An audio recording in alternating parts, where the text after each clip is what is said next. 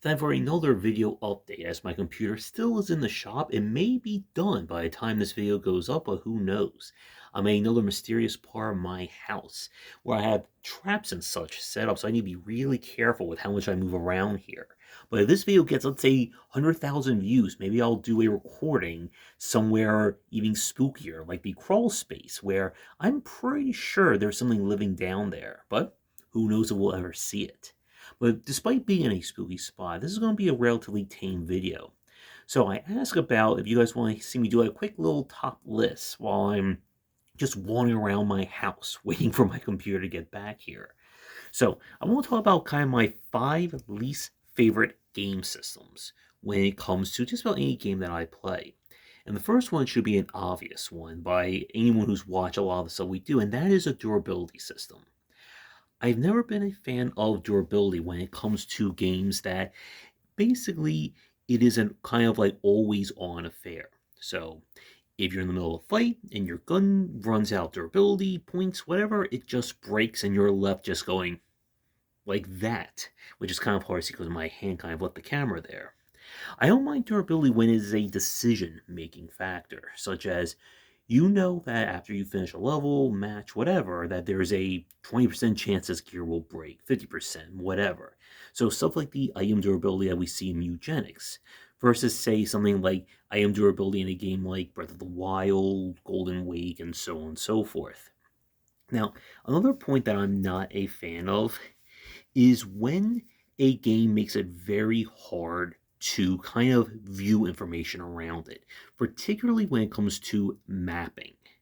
Now, this is one of those points that you may be surprised about considering how many dungeon crawlers and old school RPGs I've played, but I'm not a fan when games make it very hard to figure out where you are in the world. I don't mind if you have it as an item or a spell like we saw with Crescent Tower, but if you want me to kind of just get completely lost, then don't give me a map. And this is one of those points where I'm definitely, I guess, young or too young about that. I'm not a fan of having to draw paper maps. This is, again, we're going back to real old school in the 80s. Also, you may be hearing weird noises behind me. If anyone sees anything in the video, let me know.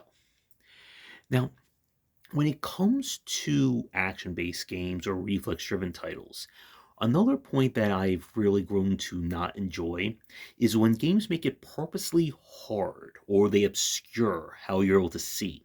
So this is when we get to the whole touch fuzzy get dizzy on steroids. So this could be something like having like bright lights, flickering images, the sandy, woozy distortion effect of amnesia, even stuff like reversing the screen, and just anything that can cause a seizure. And I know some games like to do this as a stylistic point of view, but for me, it just hasn't really worked as I adjust myself over here.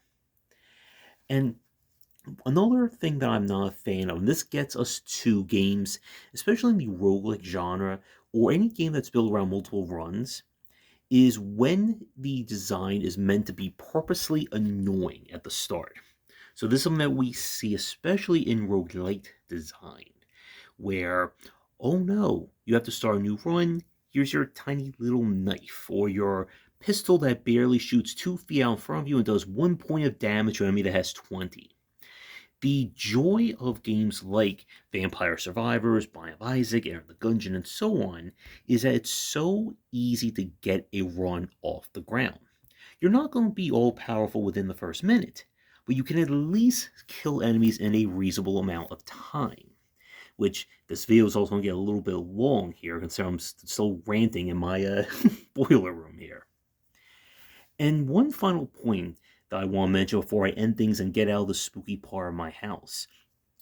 Another thing that I'm not a fan of is when a game kind of goes too, I guess, like quote unquote, gamey with its elements, especially when it comes to stealth or any kind of like hiding mechanics.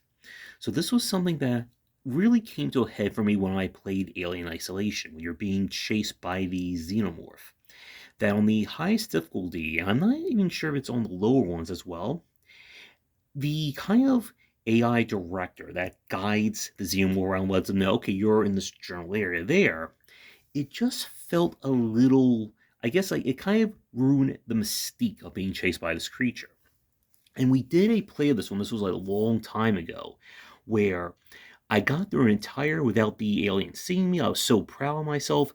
Closed the door, hit the button, and then immediately around the corner, he just comes running and kills me immediately. Despite again having no knowledge I was even in that space.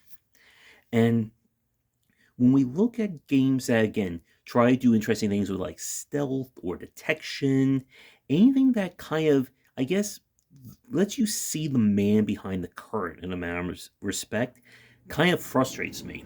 Oop, as my heater goes on, so I'm gonna move out here, which is good because this video is about over. So, what are some of your, like, I guess, least favorite game systems? While I continue just like wandering around my house, maybe I'll reveal more in another video. Maybe my computer will be back. Anyway, I'll see hopefully everyone at some point back at my home office. But until then, have a great night/morning whenever you see this.